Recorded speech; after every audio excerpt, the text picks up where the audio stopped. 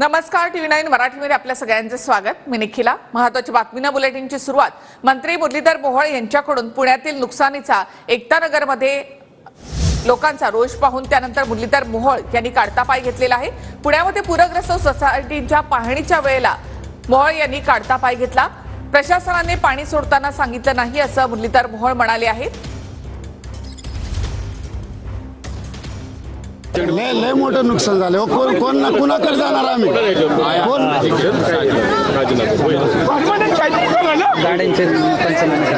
बरोबर आहे ना? बरोबर आहे।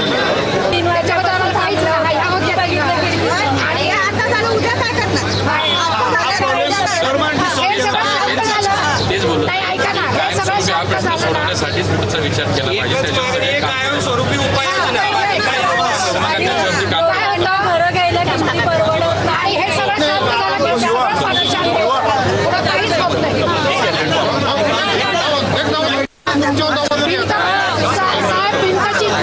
पाणी मोठ्या प्रमाणात सोडलं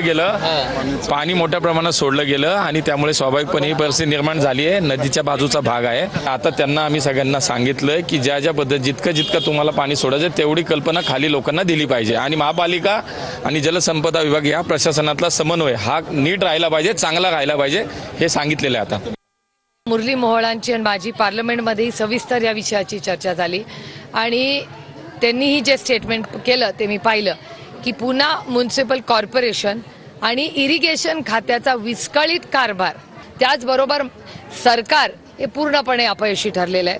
हे तुम्ही बघताय की पद्धतीने काम चाललेलं आहे, म्हणजे युद्ध पातळीवर इथे काम चालायला पाहिजे त्या वेगाने अजून काम चाललेलं नाही।